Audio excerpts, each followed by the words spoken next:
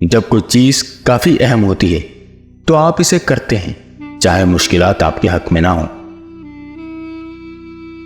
طویل مدتی رنجشوں کے لیے زندگی بہت مختصر ہے۔ میں مایوسی اور صحیح کے بجائے پر امید اور غلط ہونا پسند کروں گا۔ کچھ لوگ تبدیلی کو پسند نہیں کرتے، لیکن اگر متبادل آفت ہے تو آپ کو تبدیلی کو قبول کرنے کی ضرورت ہے۔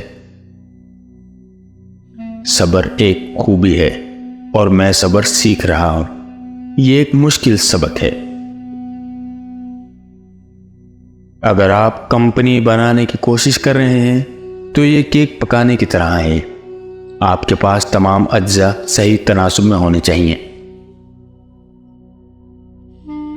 اگر کوئی چیز کافی اہم ہے تو آپ کو کوشش کرنی چاہیے، یہاں تک کہ اگر ممکنہ نتیجہ ناکامی ہے۔ اگر آپ صبح اٹھتے ہیں اور سوچتے ہیں کہ مستقبل بہتر ہونے والا ہے تو یہ ایک روشن دن ہے، دوسری صورت میں یہ نہیں ہے۔ میرے خیال میں سوشل میڈیا پر اس حد تک ضابطے ہونے چاہیے کہ اس سے عوام کی بھلائی پر منفی اثر پڑے۔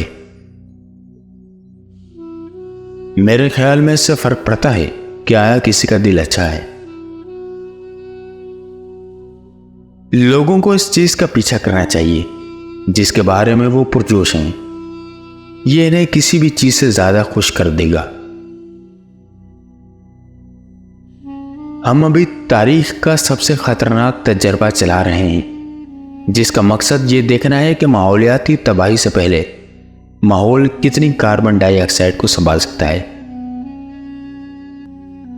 میں مریخ پر مرنا چاہوں گا، صرف اثر پر نہیں۔ میں سمجھتا ہوں کہ ہمارا فرض ہے کہ ہم شعور کی روشنی کو برقرار رکھیں تاکہ یہ یقینی بنایا جا سکے کہ یہ مستقبل میں بھی جاری رہے۔ میرے خیال میں آپ کو ہمیشہ ذہن میں رکھنا چاہیے کہ انٹروپی آپ کی طرف نہیں ہے۔ میرے خیال میں یہ مشورہ کا واحد بہترین ٹکڑا ہے۔ مسلسل اس بارے میں سوچتے رہیں کہ آپ چیزوں کو بہتر طریقے سے کیسے کر سکتے ہیں اور اپنے آپ سے سوال کر سکتے ہیں۔ لوگ بہتر کام کرتے ہیں جب وہ جانتے ہیں کہ مقصد کیا ہے اور کیوں۔ یہ ضروری ہے کہ لوگ صبح کام پر آنے کے منتظر ہوں اور کام کرنے سے لطف اندوز ہوں۔ جب میں کالج میں تھا میں ان چیزوں میں شامل ہونا چاہتا تھا جو دنیا کو بدلتے ہیں۔ کاروبار شروع کرنا ہر کسی کے بس کی بات نہیں ہے۔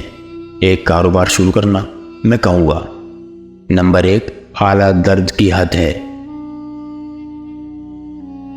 مجھے لگتا ہے کہ ہم تجارتی خلائی ریسرچ میں ایک نئے دور کے آغاز پر ہیں۔